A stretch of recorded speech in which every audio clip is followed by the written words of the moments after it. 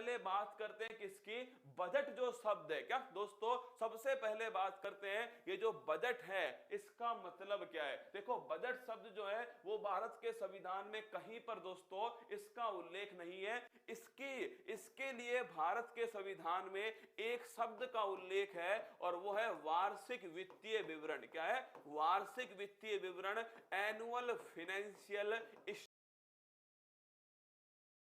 के संविधान में है। और ये दोस्तों केंद्र के लिए कौन सा अनुच्छेद है, केंद्र के लिए ध्यान रखिएगा 112 नंबर का अनुच्छेद है। और दोस्तों राज्य के लिए अगर आपसे पूछे तो अनुच्छेद है 202। फिर सुन लो, केंद्र के लिए बजट दोस्तों अनुच्छेद 112 के अंदर एनुअल फाइनेंशियल स्टेटमेंट, वार्षिक वित्तीय विवरण। और अगर पूछे आपसे राज्य के लिए कौन सा अनुच्छेद है, राज्य के लिए दोस्तों अनुच्छेद है 202। अगर बात करें दोस्तों बजट की तो बजट एक धन विधेयक है।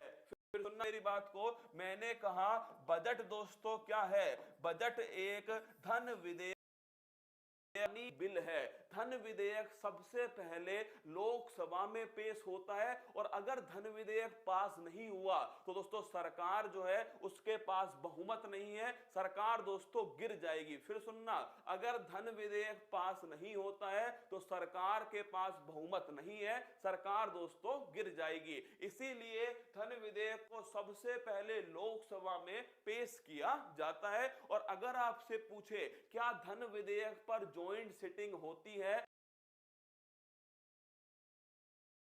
तो धन विधेयक पर ज्वाइंट सिटिंग नहीं होती है। ये पॉइंट भी दोस्तों ध्यान रखना, इसके ऊपर संयुक्त बैठक जो है ये दोस्तों नहीं होती है, ज्वाइंट सिटिंग जो है नहीं होती है धन विधेयक के ऊपर। धन विधेयक के लिए अलग से दोस्तों भारत के संविधान में अनुच्छेद है जो है अनुच्छेद 110 है। तो पहला क्वेश्चन, बजट जो है वार्षिक वित्तीय विवरण भारत के संविधान के अनुच्छेद 112 में और दोस्तों राज्य में अनुच्छेद 202 में।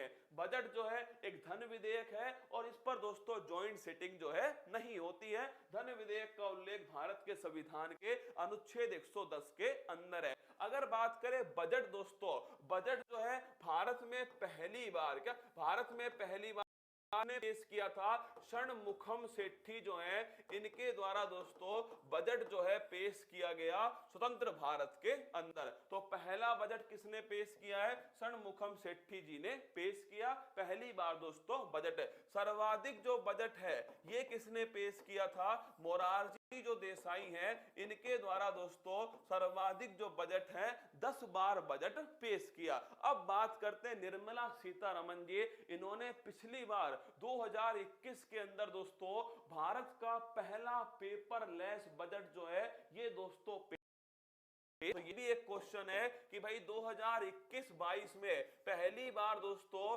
भारत ने पहला पेपरलेस जो बजट है ये दोस्तों प्रस्तुत किया था और इस बार भी पेपरलेस बजट जो है पेश ये निर्मला सीतारमण जी का चौथा बजट है। क्या अगर आपसे पूछे, ये निर्मला सीतारमण जी जो है इनका दोस्तों ध्यान रखना वित्त मंत्री के रूप में लगातार चौथा बजट है। 2021 में इन्होंने भारत के लिए पहला पेपरलेस बजट पेश किया है और इस बार भी दोस्तों ये बजट जो है पेपरलेस बजट था। अब आप मुख्य आंकड़े क्या है देखिए, अगर बजट का संशोधित अनुमान, इसे छोड़ो दोस्तों कोई काम का नहीं है, बजट का संशोधित जो अनुमान है कितने का है, 37.70 लाख करोड़। क्या है, अगर आपसे पूछ ले कि भाई जो बजट है इसका जो संशोधित जो अनुमान है वो दोस्तों 2021-22 के लिए 37.70 लाख करोड़ रुपए जो है वो इसका संशोधित अनुमान है। और अगर आपसे पूछे सबसे महत्वपूर्ण बात, और वो आपके सामने लिखी है कि जो चालू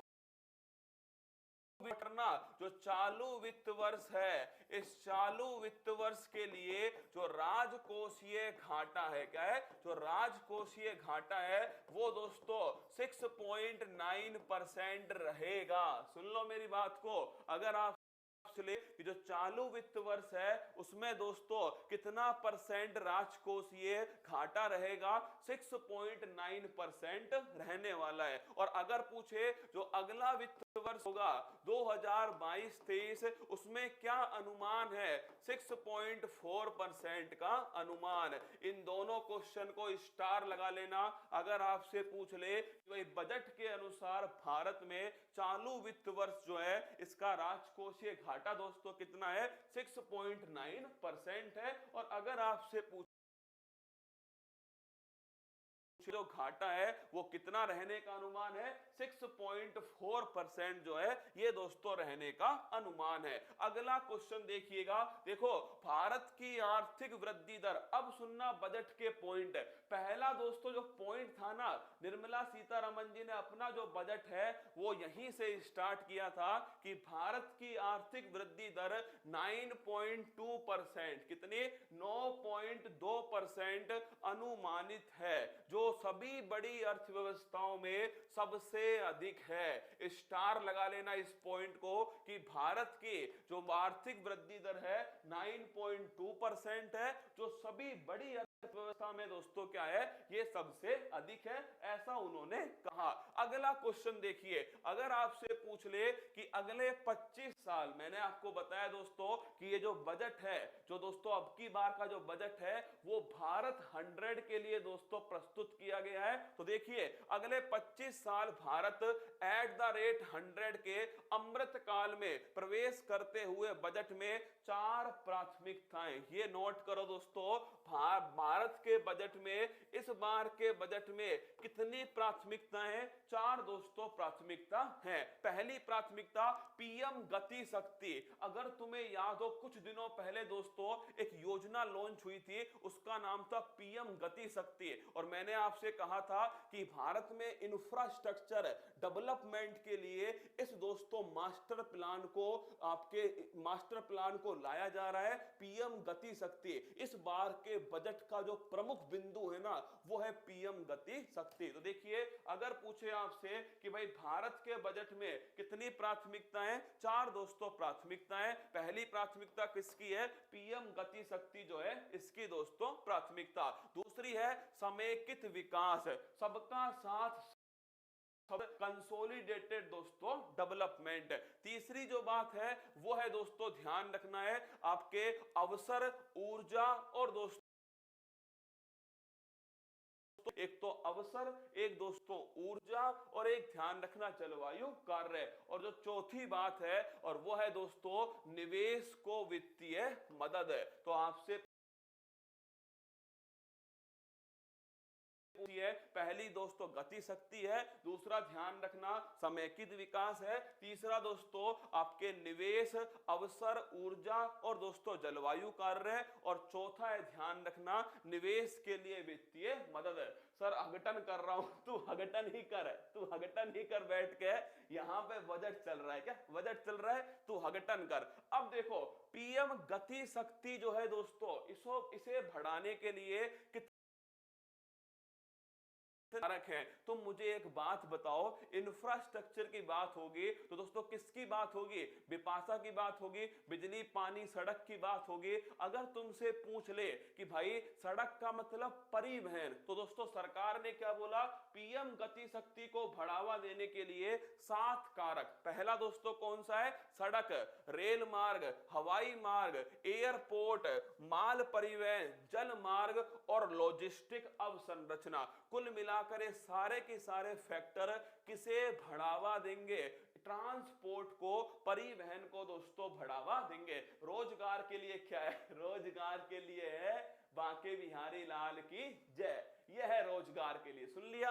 अब सुन मेरी बात कि दोस्तों प्राथमिकताएं 4 हैं, पहली बात तो। दूसरी बात दोस्तों, गति शक्ति के लिए 7 कारक हैं, और वो कौन से, सड़क, रेल मार्ग, हवाई मार्ग, एयरपोर्ट, माल परिवहन, जल मार्ग और दोस्तों लॉजिस्टिक अवसंरचना। अगला पॉइंट देखिएगा, अगर आपसे पूछे कितने लॉजिस्टिक पार्क, 4 दोस्तों लॉजिस्टिक पार्क जो है ये दोस्तों बनाए जाएंगे। भारत को रसायन मुक्त, ये लाइन देखो, भारत को रसायन मुक्त प्राकृतिक खेती को बढ़ावा दिया जाएगा। ओ भाई साहब, थे कि भारत में जैविक खेती को बढ़ावा दिया जाएगा। ये देखो, भारत में रसायन मुक्त प्राकृतिक जो खेती है, चाहते क्या हो दोस्तों? हाँ, 3 इडियट वाला सीन याद है? चाहते क्या हो? सर मेरी कॉपी किताब रह गई थी, वही वाली बात है। रसायन मुक्त प्राकृतिक खेती, जैविक खेती जो है ना, उसको दोस्तों बढ़ावा दिया जाएगा। ये देखो, केन बेतवा लिंक याद है दोस्तों तुम्हें? मैंने आपको डिस्कस किया था कि जो केन बेतवा लिंक है, केन नदी और बेतवा नदी, याद करो, केन नदी और बेतवा नदी, इन दोनों को दोस्तों आपस में लिंक किया जाएगा। और केन नदी से पानी कहां आएगा? बेतवा नदी में आएगा। और यहां कौन सी परियोजना? माता टीला परियोजना। कौन से क्षेत्र में दोस्तों? बुंदेलखंड क्षेत्र में। और इसके बीच में कौन सा नेशनल पार्क? पन्ना राष्ट्रीय उद्यान जो है वो इसके बीच में आएगा। तो केन बेतवा लिंक परियोजना के लिए 1400 करोड़ परिवहन किए जाएंगे। कितने रसगुल्ले अभी देख रहे हैं? रुक जा, पैसा बांटता हूं। क्या पैसा बांटता हूं? 76,000 है। चलो ठीक है, अभी थोड़ी देर बाद बांटूंगा ना, अभी ज्यादा संख्या है, ठीक है।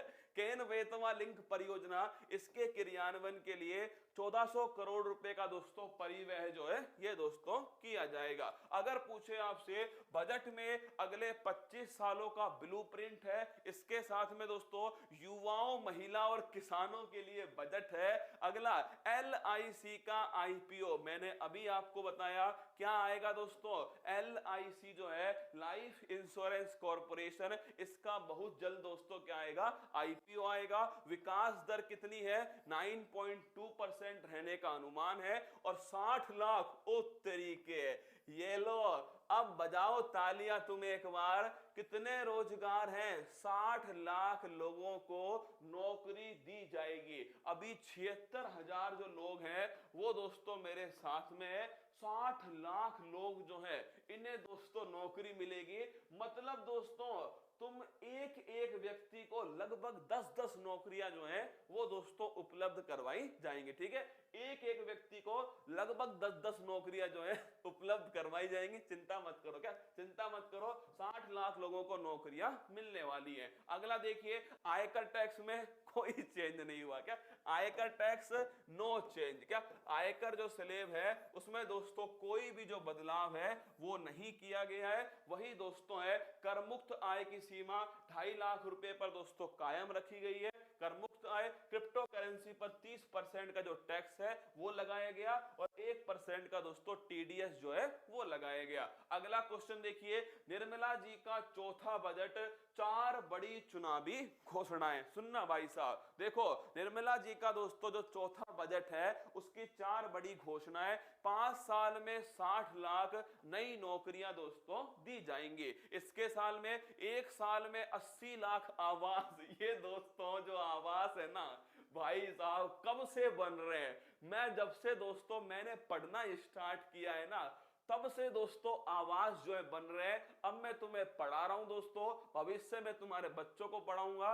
ये आवास जो है ना, PM आवास योजना। कौन सी? PM आवास योजना।